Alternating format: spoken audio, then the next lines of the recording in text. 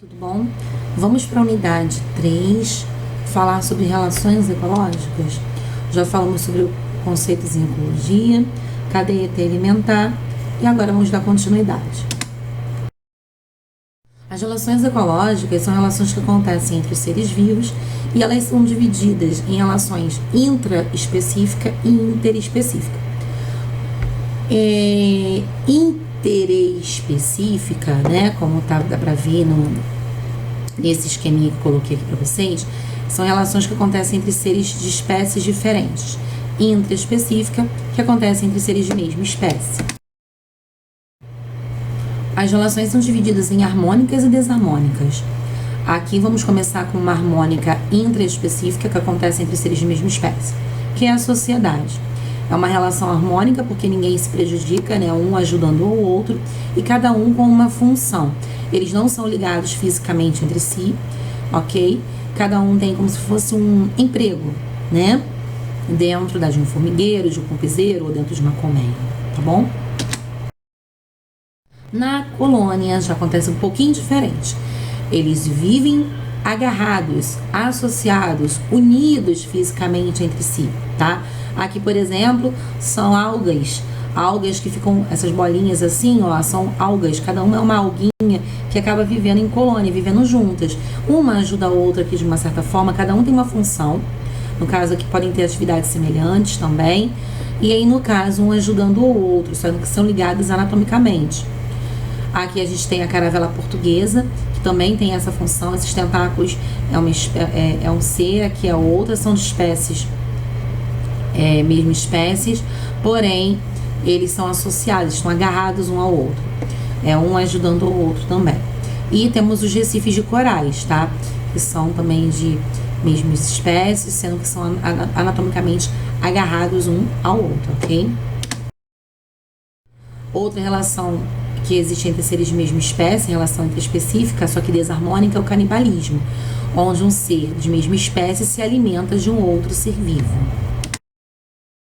Outro tipo de relação desarmônica que pode existir entre seres de mesma espécie é a competição, que pode ser pelo território, pode ser pelo parceiro sexual na época da reprodução, pode ser por comida.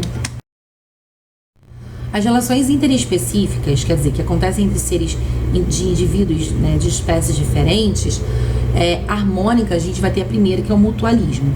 No mutualismo, os dois se beneficiam, eles vivem juntos, vamos dizer, eles vivem agarrados um ao outro, associados um ao outro e trocam favores.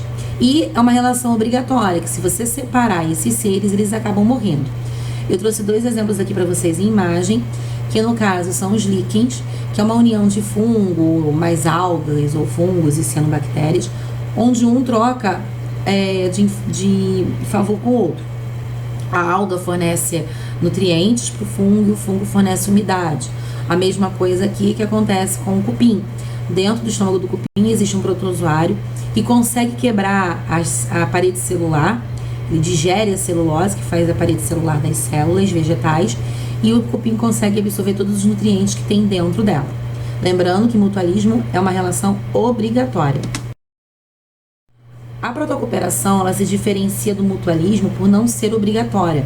É uma relação ecológica onde os dois se beneficiam, um auxilia o outro, porém é uma relação sem obrigatoriedade, eles não são dependentes um do outro, né?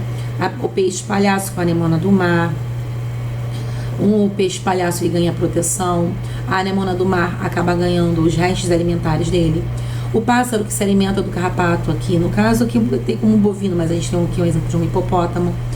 O pássaro se alimenta dos carrapatos, então ele se alimenta e acaba livrando o hipopótamo de parasitas.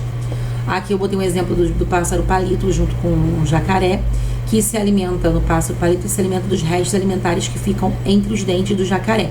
Um beneficiando o outro, mas todo mundo não consegue se virar sozinho. O comensalismo é uma relação também chamada de harmônica, só que nesta apenas um é beneficiado e o outro não é nem beneficiado e nem prejudicado. Eu falo que ele fica neutro na história. O caso do tubarão com a rêmora, onde o tubarão ele tem todos esses peixinhos aqui ao redor dele, que são as rêmoras, elas não estão sugando nada do tubarão. O que elas fazem? Quando o tubarão se alimenta, elas vão lá e se alimentam dos restos que ficam por ali. Elas são as únicas beneficiadas. O tubarão nem prejudicado, nem beneficiado. Aqui eu vou ter um exemplo dos abutres, que se alimentam de carcaças, de restos de carcaças que os carnívoros acabam deixando. Ele não prejudica os carnívoros, mas também não beneficia. Ele é o único beneficiado na história. Outro tipo de relação que existe harmônica é o inquilinismo. O inquilinismo é quando um ser ele acaba vivendo, né, em um outro ser vivo, pode ser na superfície dele ou dentro dele, no interior, sem prejudicá-lo e também sem beneficiar. Aqui eu botei um exemplo do peixe palito, do peixe agulha, perdão, que se esconde dentro da cavidade, dentro do aparelho digestório do pepino do mar, se protegendo contra predadores. Mas o pepino do mar também não é prejudicado, nem beneficiado. O epifitismo, ele acontece com as plantas epífitas. Essas plantas epífitas, elas ficam sobre outros tipos de plantas, apenas em busca de luz solar. Elas conseguem absorver a água da umidade do ar e fazem fotossíntese normalmente. Elas não estão prejudicando as plantas onde elas estão. Elas só estão em busca de luminosidade. Agora, começando com as desarmônicas dos interespecíficas, né, de espécies diferentes, aqui eu coloquei o quê? A bactéria e o penínsilo. O que acontece no amensalismo, Juliana? O amensalismo é uma relação onde uma espécie acaba inibindo o crescimento da outra, o desenvolvimento da outra. Acaba matando sem querer, vamos colocar assim. Essa palavra do sem querer, ela não vem escrita em livros nenhum não, tá? Eu que estou explicando para você. É o ups, matei você sem querer. É que as substâncias que ele produz acaba matando outros, mas não com a intenção. O penínsilo aqui, por exemplo, que é um fungo, ele produz uma substância que acaba matando as bactérias que ficam ao seu redor.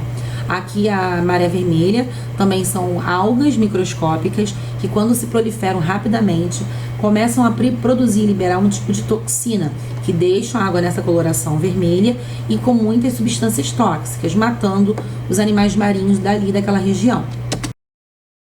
O predatismo é uma relação desarmônica porque um é beneficiado e o outro é prejudicado, né? O beneficiado vai ser o predador, o prejudicado é a presa. Mas vamos lembrar, ai, tadinho, mas nós também somos predadores. Apesar de sermos onívoros, nós nos alimentamos de outros animais. É um tipo de predação. A diferença é que a gente não sai mais para caçar. O parasitismo é uma relação onde existe um hospedeiro, que é aquele que vai estar carregando o parasita, né? O parasita, ele acaba prejudicando, porque ele vai estar sugando os nutrientes do hospedeiro. Aí a gente tem exemplo da lombriga no ser humano, um verme que fica dentro do intestino, se alimentando dos seus nutrientes. A lombriga é um exemplo, mas poderia ser qualquer outro verme. O mosquito também é um exemplo de parasita. O carrapato é um exemplo de parasita. Esses seres, eles são parasitas externos, então eles se alimentam do sangue. Sanguessuga, exemplo, piolho, pulga, ok? Uma competição também que acontece entre seres de espécies diferentes, pode ter também busca de território, presa, alimento, ok? Continuando um pouquinho em ecologia, vamos falar de adaptações. O mimetismo é um tipo de adaptação em que um ser nasce parecendo com o outro, na aparência, fisicamente parecido com o outro. A borboleta monarca, ela tem em suas asas uma toxina que, quando um pássaro ele vai lá e se alimenta dela, ele fica com aquele gosto amargo, ele passa mal, não chega a morrer, mas essa toxina ele faz com que o pássaro ele fique com um gosto muito ruim na boca e acabe lembrando daquilo ali. Então, quando ele vê uma borboleta, como por exemplo a vice-rei, que é parecida com a monarca, ele não ataca. Mas isso acontece para aqueles que já se alimentaram da monarca. A cobra coral, né, que tem a verdadeira e a falsa. A verdadeira, ela é peçonhenta, né, quer dizer que ela tem veneno e pode injetá-lo na presa, ou em um predador, óbvio. E a cobra coral falsa, que é parecida com a verdadeira, mas não tem nenhum tipo de veneno. É apenas, no caso, para afugentar predadores. A gente tem esse tipo de mariposa também, que ela tem esses olhos desenhados nas duas, olhos, né, como se fossem olhos desenhados nas duas asas. Quando ela abre essas asas, faz lembrar dois grandes olhos de coruja. E dependendo do animal, ele acaba se afastando, que a coruja também é um grande predador. E a camuflagem. A camuflagem, ela já no caso temos um animal que se parece com o meio onde ele vive. Essa vantagem aí está relacionada a se esconder de um predador ou até mesmo para ele caçar, né? Atacar uma presa e conseguir se alimentar. Galera, por favor, vamos tentar fazer os exercícios dessas páginas que eu passei e na próxima semana coloca a correção. Beijo, fiquem com Deus.